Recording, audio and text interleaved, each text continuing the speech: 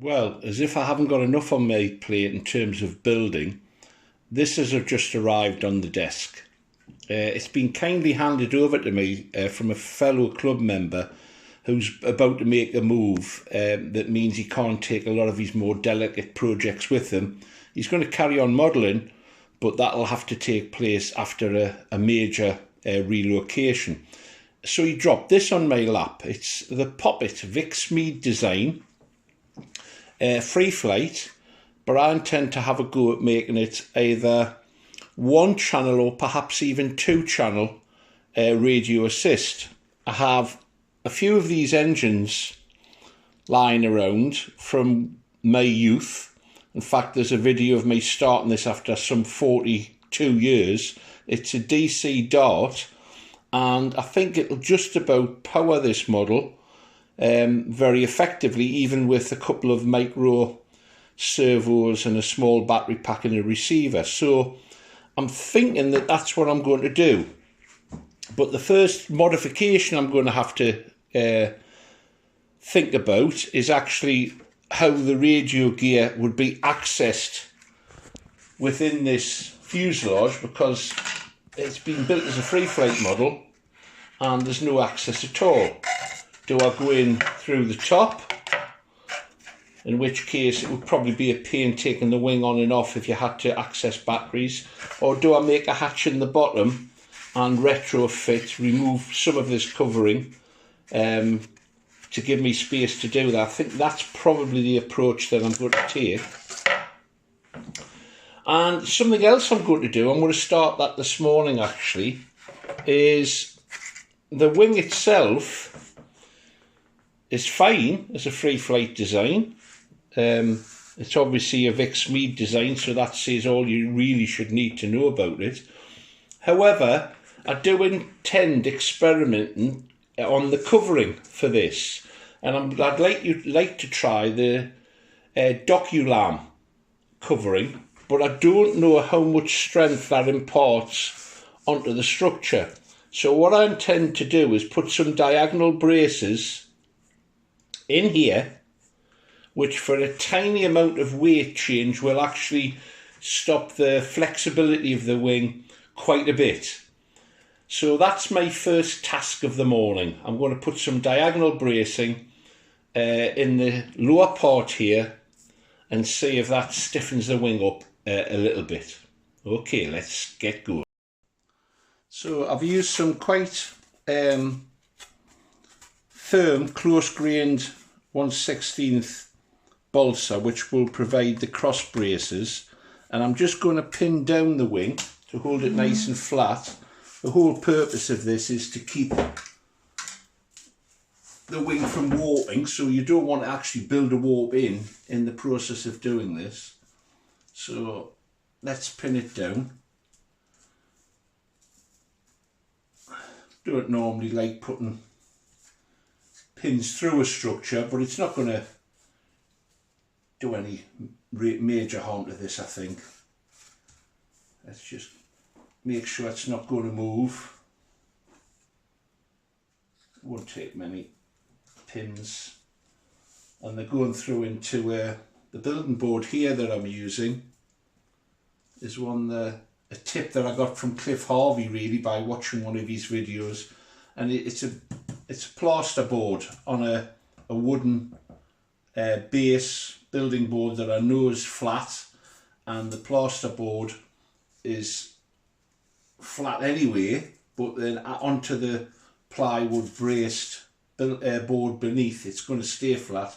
And as you can see, it takes a pin without resorting to a hammer, which I used to do. It's just the way I got used to doing things. So I've cut some strips, and what I'm going to do is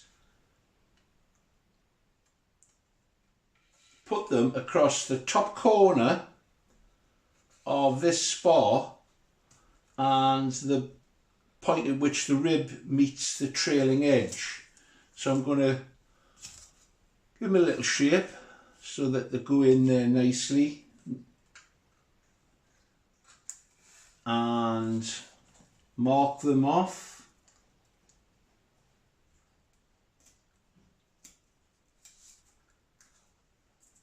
cut there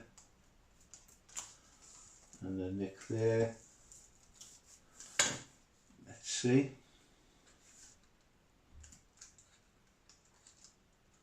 And that's the first brace, and then a little zap of super glue into the corner. These nozzle extensions are really useful. You do have to keep nicking the end off them because they do block up, but they're disposable item anyway. There you go, that's the first one, and then the next one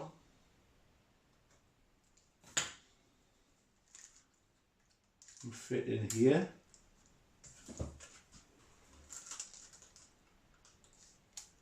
I actually think it improves the look of the model as well.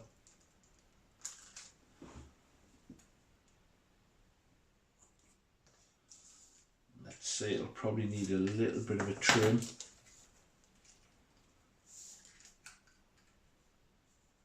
Yeah, just nick that corner off and then we'll have a next one, and then once this is glued in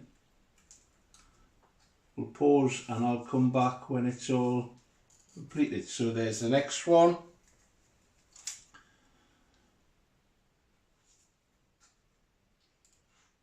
That's down. There we go. There you go. We'll pause it there. I'll complete this and then we'll compare the rigidity of this wing with the other wing.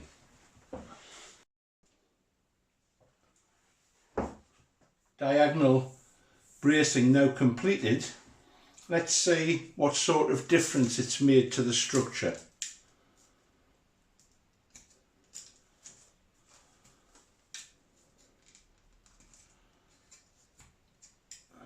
There we go.